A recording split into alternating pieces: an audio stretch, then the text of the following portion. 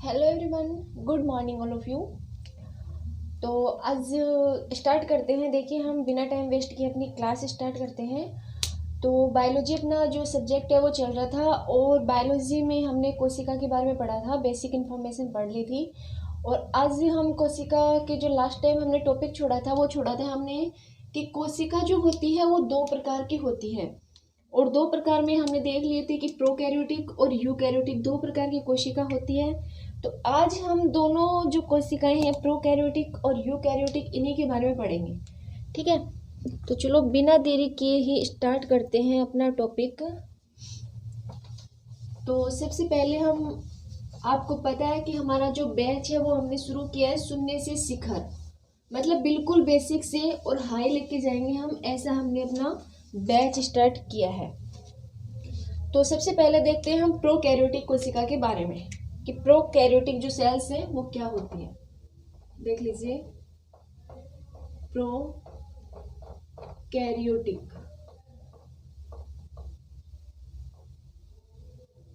कोशिका, प्रोकैरियोटिक कोशिका क्या होती है।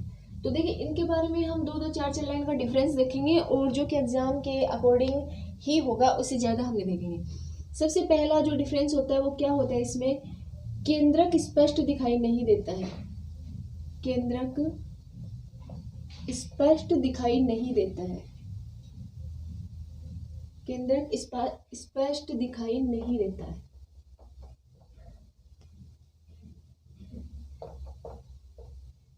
ठीक है, दूसरा इसमें आ जाएगा कि केंद्रक झिल्ली तथा केंद्रिका अनुपस्थित होते हैं। केंद्रक झिल्ली तथा केंद्रिका अनुपस्थित होते हैं। केंद्रक झिल्ली तथा केंद्रिका अनुपस्थित होते हैं।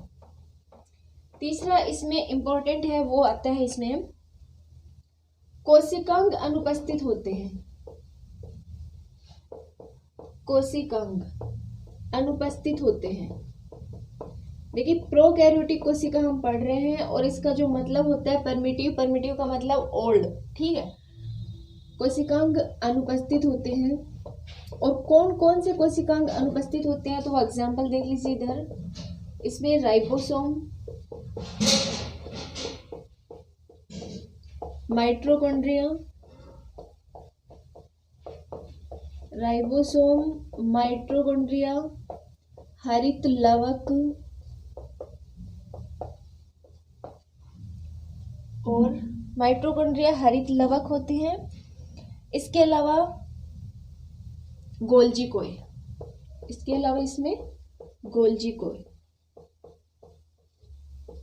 ये कोशिकांग जो होते हैं इसमें अनुपस्थित होते हैं। ठीक है, एक इसमें DNA plus histone protein, DNA जो होता है हिस्टोन प्रोटीन के साथ नहीं जुड़ा होता है। ठीक है, इंपॉर्टेंट बात है, नहीं जुड़ा होता है। इसके अलावा इसमें एक डिफरेंस और भी आता है, ये कोशिकाएं पाई किस में जाती हैं। अगर इतनी बातें हमने देख ली तो हमें ये भी पता होना चाहिए कि फिर ये जो कोशिकाएं हैं ये किस में पाई जाती हैं। तो वो लाइन में यहीं पे राइट कर रही हूँ, देख लीजिएगा। ये कोशिकाएं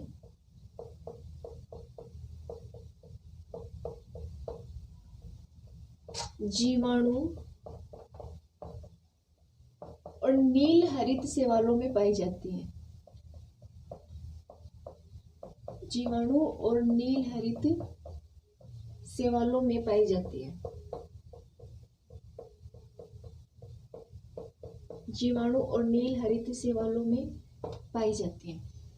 तो ये जो था पूरा, हमने जो भी इसकी जो लाइनें लिखी है, इंपॉर्टेंट जो भी लिखा है, ये सारा आता है प्रोकैरियोटिक के बारे में। और अगर अब इसका अपोजिट अगर हम देखेंगे तो वो यूकैरियोटिक के बारे में हो जाएगा। तो अगर कोई लिखना चाहे तो लिख सकते हैं, वरना स्क्रीनशॉट आप लोग ले सकते हो और बाद में भी लिख सकते हो। ठीक है, और जितना इसमें इजी हो सकता है उतना इजी वे में, उतना ही एग्जाम के लिए अच्छे से अच्छा जो है मैं आपको यहाँ पे पढ़ा रही हूँ सिर्फ इसीलिए। ऑफलाइन क्लासेज में ज़्यादा टाइम वेस्ट होता है और इधर कम टाइम वेस्ट होता है। प्रोकैरियोटिक थी, अब हम देख लेते हैं यूकैरियोटिक कोशिकाएं। यूकैरियोटिक, ठीक है। तो यूकैरियोटिक के बारे में सबसे पहले देख लीजिए। केंद्रक स्पष्ट होता है, केंद्रक स्पष्ट होता है, केंद्रक उसमें अस्पष्ट होता है, दिखाई नहीं देता, टूटा फूटा। केंद्रिका, केंद्रिका तथा केंद्रक झिल्ली, केंद्रिका तथा केंद्रक झिल्ली उपस्थित होती है।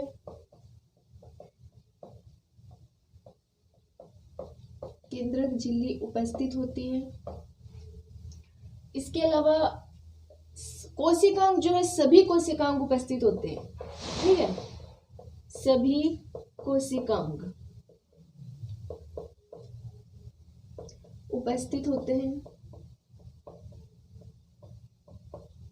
सभी कोशिकांग उपस्थित होते हैं। और इसमें राइबोसोम के प्रकार पाए जाते हैं। राइबोसोम 70S और 80S, ठीक है। इसके अलावा इसमें जो डीएनए होता है वो हिस्टोन प्रोटीन के साथ जुड़ा रहता है। डीएनए जो होता है हिस्टोन प्रोटीन के साथ जुड़ा रहता है, हिस्टोन प्रोटीन के साथ जुड़ा रहता है। इसके अलावा ये कोशिकाएं किस में पाई जाती है? देखिए, विषाणु और जीवाणु और नील हरित शैवाल जैसे इनको छोड़ के सभी में पाई जाती है। तो देख लीजिए, जीवाणु, विषाणु को छोड़कर सभी में पाई जाती हैं, सभी में पाई जाती हैं, ठीक है। तो ये इन दोनों में डिफरेंस हो गया है जो कि हमने पढ़ लिया है किस किस में, प्रोकैरियोटिक और यूकैरियोटिक सेल्स में। तो आप फिर से एक बार रिवाइज कर सकते हैं हम इसको कि केंद्रक जो होता है इसमें स्पष्ट दिखाई देता है, इसमें केंद्रिका और केंद्रक झिल्ली उपस्थित होते हैं, सभी कोशिकांग उपस्थित होते हैं। राइबोसोम जो होता है दो प्रकार का होता है, इसमें 70 और 80S दोनों प्रकार के अवेलेबल होते हैं। जबकि प्रोकैरियोटिक जो होता है उसमें केवल 70S प्रकार का राइबोसोम पाया जाता है और ये राइबोसोम जो होता है पादपों में पाया जाता है। इसके अलावा इसमें डीएनए जो होता है हिस्टोन प्रोटीन के साथ जुड़ा रहता है और ये कोशिकाएं जो होती है जीवाणु और विषाणु को छोड़कर सभी जीव जंतुओं में पाई जाती है। आई होप कि जो मैंने आपको डिफरेंस बताया समझ में आया होगा। अब हम थोड़ा सा बेसिक देख लेते हैं कोशिका की स्ट्रक्चर के बारे में, क्योंकि ये जो टॉपिक है कोशिका बहुत बड़ा टॉपिक है और क्वेश्चन जो है इसी से सबसे ज़्यादा पूछे जाते हैं हमेशा से। तो ये अपनी हेडिंग हो गई कोशिका संरचना,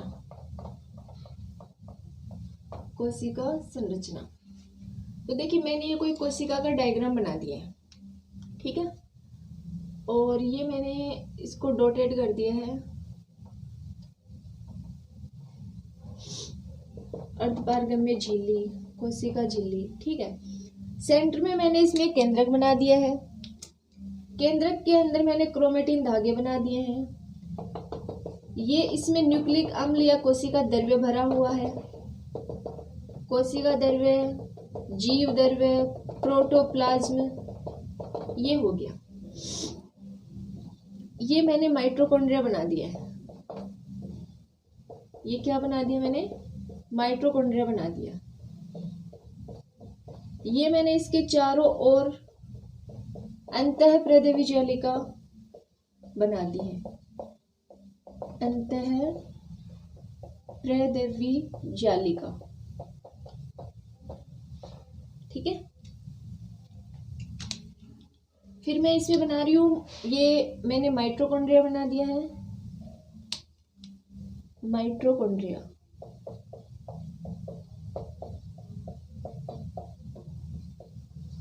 ठीक है। इसके अलावा ये मैंने बना दिया इसमें है राइबोसोम। राइबोसोम। इसके अलावा थैलीनुमा संरचना बना दी मैंने, किसके लिए बना दी, ये बना दी मैंने लाइसोसोम के लिए,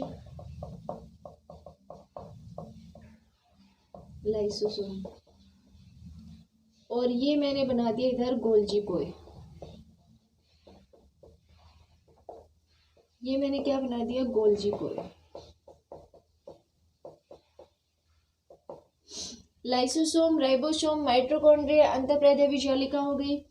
इसको मैं बोलती हूँ कोशिका द्रव्य या जीव द्रव्य, कोशिका द्रव्य या बोल सकते हैं हम इसको जीव द्रव्य। इसके अलावा ये हो गई कोशिका झिल्ली,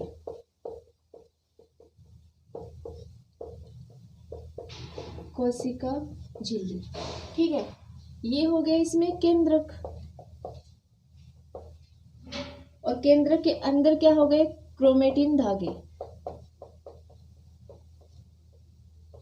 क्रोमेटिन धागों से क्रोमोसोम का निर्माण होता है, क्रोमोसोम से गुणसूत्र का, गुणसूत्र पे क्या पाए जाते हैं, जीन्स पाए जाते हैं। तो ये हो गया अपना, और ये अंतःप्रेद्यवी जालिकाएं हो गई, ये इसमें द्रव्य हो गया। इसके और भी बहुत सारे कोशिकांग होते हैं, लेकिन हमें कोशिकांग जो एग्जाम में हमारे पूछे जाते हैं वही कोशिकांग हम इसमें पढ़ेंगे।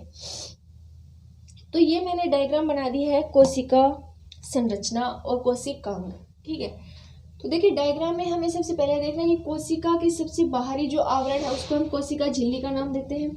कोशिका झिल्ली के अंदर जो है कोशिका द्रव्य, जीव द्रव्य भरा हुआ है। सेंटर में इसके केंद्रक होता है, केंद्रक में न्यूक्लिक अम्ल होते हैं जिससे क्रोमेटिन धागों का निर्माण होता है, और उससे क्रोमेटिन धागों से क्रोमोसोम्स का निर्माण होता है। इसके अलावा इसके चारों तरफ जो जालिका उपस्थित होती है जिसको हम अंतःप्रेद्यवी जालिका बोलते हैं, काम होते हैं इनका वसा का संश्लेषण करना।